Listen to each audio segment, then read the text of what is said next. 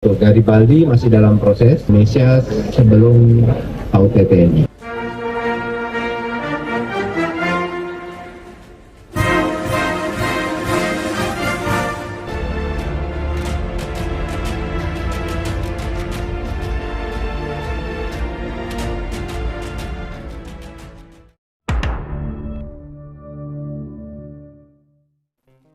Malaysia dan Singapura panik teman-teman. Untuk pertama kali dalam sejarah Indonesia, TNI kita memiliki kapal induk buatan Itali. Ya teman-teman, kapal induk ini diberi nama Garibaldi yang insya Allah akan segera datang sebelum HUT TNI.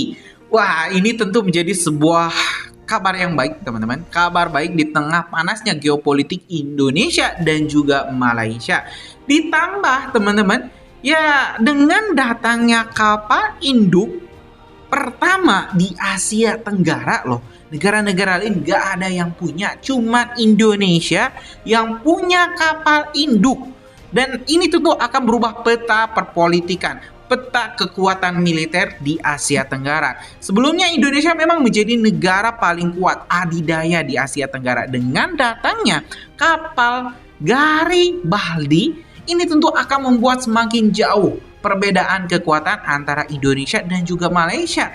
Nah, jadi saya pernah berpikir, ini Malaysia kok nekat banget melawan Indonesia di Ambalat. Padahal mereka sendiri mengakui kapal induk, kapal perang mereka itu pada tua-tua, kecil-kecil, tidak mampu untuk menaklukkan kapal modern, kapal perang modern Indonesia, tapi masih saja ngelunjak. Iya enggak, teman-teman? Bahkan ya kemarin ini sampai heboh di mana Dewan DPR Malaysia mendesak PM-nya sendiri untuk berperang dengan Indonesia, merebut kembali Ambalat. Wah, gila nggak tuh? Gimana bisa? Sudah kita damai, ini PM Anwar Ibrahim juga sudah damai ya dengan Pak Prabowo, sudah diskusi, sudah sepakat bahwa itu blok Ambalat bakal dikelola bareng-bareng. Nah, kenapa para ekstremis Malaysia ini, saya sebut ya, ekstremis, tidak semua oknum-oknum Malaysia ini malah ingin ribut. Ya alhasil Pak Prabowo pun ya juga marah lah. Buktinya apa? Buktinya ini teman-teman ya. Garibaldi segera datang sebelum HUT TNI. Kita bakal simak dulu spesifikasinya seperti apa dan gimana komentar TNI dan komentar Pak Prabowo, serta apakah ini akan jadi ancaman baru untuk negara-negara lain di Asia Tenggara atau seperti apa? Kita simak teman-teman informasi selengkapnya. Dan untuk Garibaldi masih dalam proses ya, harapannya bisa sampai di Indonesia sebelum AUTTNI.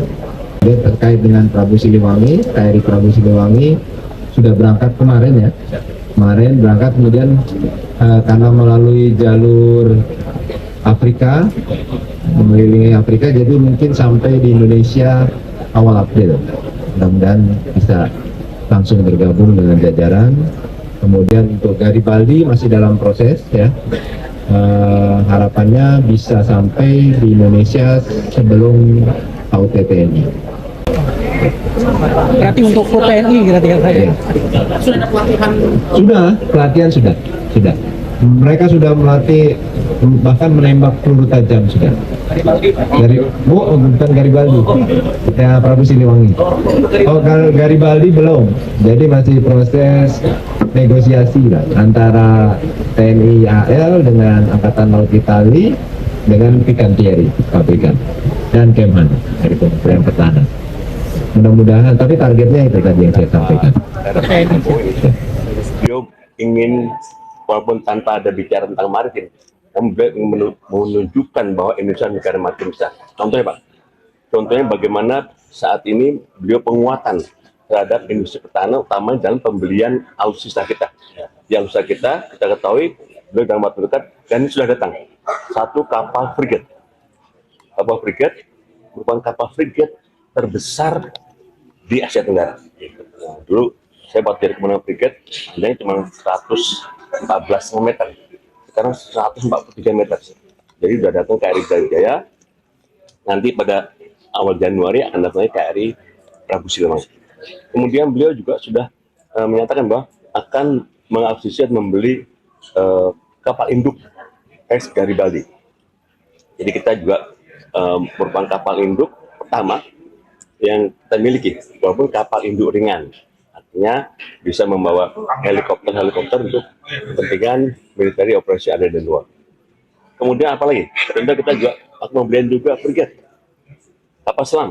Jadi tanpa bicara banyak, Bapak Presiden ingin menunjukkan bahwa kita adalah nantinya pengendali laut dan sebagai mediator dalam menjamin stabilitas kawasan, terutama dalam konteks Indo-Pasifik. Nah, peran bahwa harapan kita semua bagi bangsa Indonesia menjadi key point, menjadi pivot maritim di kawasan.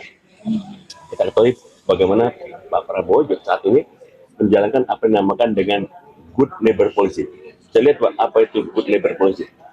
Ini kebijakan pernah dilaksanakan oleh Presiden Roosevelt tahun 1930, bagaimana untuk menjadi negara besar, bagaimana implementasi dari gunboat diplomasi. Tanpa kita memiliki kekuatan laut yang kuat, kita nggak bisa memiliki apa yang dinamakan gunboat diplomasi. Dan pertahanan juga, saya kira hari ini ya, akan datang juga pesawat Airbus A4. Itu ada kena 2. Demikian juga dengan angkatan darat. Sehingga realitasnya ada bagaimana pemerintah mewujudkan kekurangan-kekurangan selama ini yang diterima atau diimpikan oleh para prajurit, mulai gaji juga naik, kemudian juga ya diperhatikan kesejahteraannya alutsista dilengkapi. Oke Pak, berarti itu sebenarnya kekuatan ini untuk menyongsong konflik di Asia Pasifik. Sebenarnya Mbak, nah itu Untuk mencegah. sering beliau bilang kan, civis pacem parabellum. Kalau kita cinta damai, maka kita untuk siap berperang. Kalau negara alutsista kuat, untuk dari Singapura, negara kecil punya 5 kapal selam aktif. Frigatnya berapa? Pesawat berapa? Dia disegani oleh negara kawasan. Nah, kita harapan kita dan kedatangan pesawat tempur canggih yang kita miliki ini juga menaikkan nilai. Kapal induk pertama milik Indonesia GWSP Garibaldi dipastikan akan segera memperkuat armada TNI Angkatan Laut dalam waktu dekat. Kapal induk ini merupakan hibah resmi dari pemerintah Italia kepada Indonesia. Meski berstatus hibah, kapal perang berukuran raksasa tersebut tetap memerlukan anggaran besar untuk penyesuaian operasional. Proses penyesuaian atau retrofit dilakukan agar sistem persenjataan dan fasilitas sesuai kebutuhan TNI AL. Kehadiran kapal induk ini diproyeksikan menjadi lompatan besar kekuatan maritim dan proyeksi militer Indonesia. Kepala Biro Informasi Pertahanan Setjen Kementerian Pertahanan Brigjen TNI Riko Ricardo Sirait menjelaskan, retrofit dilaksanakan setelah administrasi hibah dinyatakan lengkap. Penyesuaian tersebut dinilai krusial agar peruntukan kapal tidak bertentangan dengan kebutuhan operasional nasional. GWSP Garibaldi memiliki panjang sekitar 180,2 meter dan mampu melaju hingga kecepatan 30 knot. Kecepatan tersebut setara sekitar 56 km per jam berkat sistem mesin penggerak berperforma tinggi. Sebagai kapal induk, platform ini dilengkapi sistem peluncur Octopel Mk29 untuk rudal anti pesawat. Kapal ini juga mengusung meriam kembar Otto Melara 40L70 Dardo untuk pertahanan jarak menengah. Selain itu, terdapat tabung torpedo rangkap 3 324 mm untuk menghadapi ancaman bawah laut. Rudal anti kapal otomat Mk2 SSM turut melengkapi daya tempur permukaan kapal induk tersebut. GWSP Garibaldi diproduksi oleh kalangan kapal Italia Fincantieri yang juga membuat 2 kapal TNI Angkatan Laut. Kedua kapal tersebut yaitu KRI Brawijaya 320 dan KRI Prabu Siliwangi 321. Kepala Staf TNI Angkatan Laut Laksamana TNI Muhammad Ali menargetkan kapal tiba sebelum HUT TNI 5 Oktober 2026. Hingga kini Kementerian Pertahanan masih melakukan negosiasi dengan pihak Fincantieri dan Angkatan Laut Italia. Kapal induk ini nantinya akan difokuskan untuk misi operasi militer selain perang atau OMSP. Misi tersebut meliputi evakuasi bencana, bantuan kemanusiaan, serta pengiriman pasukan perdamaian ke wilayah konflik. Daya jelajah tinggi dan kapasitas angkut logistik besar menjadi alasan kapal ini dinilai ideal untuk OMSP.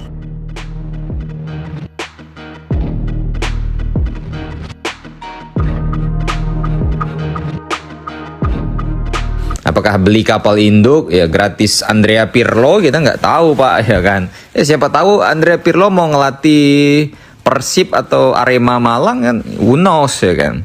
Sebelumnya, Kepala Dinas Penerangan TNI Angkatan Laut Laksamana Pertama TNI Tunggul mengatakan pihaknya memang menghadirkan kapal induk Giuseppe Garibaldi ini untuk kepentingan misi operasi militer selain perang. Kalau dipakai buat operasi militer untuk lawan KKB, ya admin rasa rakyat Indonesia juga banyak yang setuju sih Pak. Karena kapal induk ini bakalan jadi kapal induk drone TB3 Bayraktarnya kita. Ya tinggal pencet-pencet tombol meledak itu Pak. Zaman-zaman petani-petani sagu yang nenteng AK-47 ya kan. Kapal ini memang cocok untuk misi operasi militer selain perang juga. Karena kita tahu kapal induk bisa mengangkut kebutuhan logistik dalam jumlah besar. Tidak hanya itu, kapal ini juga memiliki daya jelajah yang tinggi dan dilengkapi dengan berbagai fasilitas mumpuni. Kabar terbarunya dikatakan bahwa kapal induk ini bakal diberi nama KRI Gajah Mada. Wah, KRI Gajah Mada kan janji atau sumpah palapanya ingin mempersatukan Nusantara, Pak. Apakah Sarawak dan Sabah butuh demokrasi? Ya kan? Ya, salam. What you want? You nak gaduh dengan saya? Kapal induk ini memiliki kesamaan dengan dua KRI terbaru kita, yakni KRI Brawijaya dan juga KRI Prabu Siliwangi 321, yakni sama-sama dibuat oleh perusahaan asal Italia, Fincantieri. Bisa jadi nantinya malah salah satu kapal PPA ini bakal menjadi gugus tempur pengawal kapal induk kita nantinya. Karena kapal induk juga wajib Pak dikawal oleh beberapa kapal perang lain seperti destroyer, kapal selam ataupun kapal frigat lah paling banternya ya kan. Atau KCR 60 juga boleh Pak ya kan. Makin ketar-ketir lah tok dalang ya kan kalau ini diparkir di Ambalat ya kan. Alamak, duit nih ya kan. Kapal induk dengan panjang 180,2 meter ini dilengkapi dengan mesin penggerak super yang bisa menggerakkan kapal dengan kecepatan 30 knot per jam.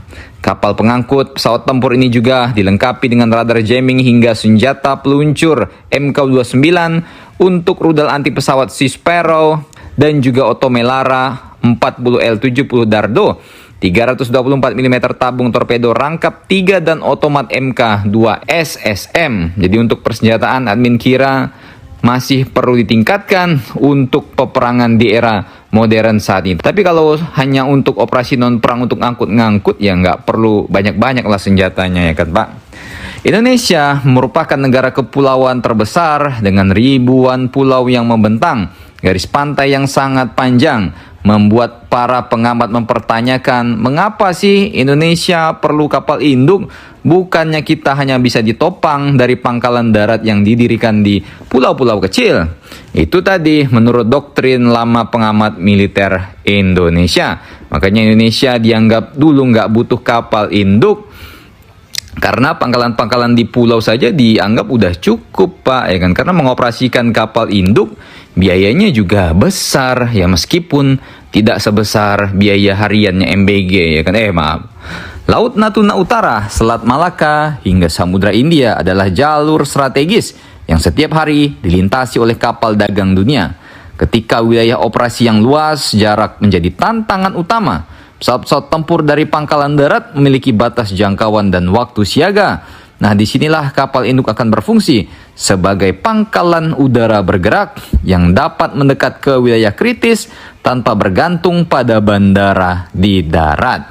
Dalam konteks negara kepulauan, kapal ini akan memberikan fleksibilitas penempatan kekuatan udara di titik-titik rawan secara cepat. Ya guys, sudah kita simak barusan ya spesifikasinya, tanggal kedatangannya, Tadi kalau dari informasi ya teman-teman dari pihak TNI sendiri ini Laksamana TNI Muhammad Ali mengatakan bahwa diperkirakan kapal induk pertama Indonesia yang bernama Giuseppe Garibaldi, mohon maaf ya saya kalau pronounce-nya agak jelek. Giuseppe Garibaldi ditargetkan tiba di Indonesia sebelum HUT TNI pada 5 Oktober 2026. Dan spesifikasinya barusan juga sudah kita lihat, ini walaupun ya hibah teman-teman ya, hibah tapi tetap diperbarui, senjatanya dimodernisasi. Tetap Indonesia juga mengeluarkan uang ya untuk perbaikan sana sini biar saat digunakan oleh TNI kita itu sesuai dengan kebutuhannya. Nah, ini tentu kabar gembira, kabar baik. Dulu saya pernah bermimpi Indonesia punya kapal induk. Dan hari ini diwujudkan oleh Pak Prabowo. Luar biasa. Tidak rame, teman-teman. Tidak ada drama sedikit pun. Tiba-tiba kita dapat kabar. Kabar baik luar biasa. Kapal induk pertama Indonesia. Wah, luar biasa. Ini tentu menjadi sebuah kabar baik. Dan mudah-mudahan ya sampai ke Indonesia sesegera mungkin. Ya, selamat sampai kita bisa menggunakannya untuk patroli di Ambalat. Ya, biar itu kapal-kapal tua dari Maledes ya gemetar. Ya, tinggal tembak sekali langsung tenggelam. Ya, itulah teman-teman informasi kita hari ini. Kita bakal lanjut ya di video selanjutnya. Assalamualaikum warahmatullahi wabarakatuh.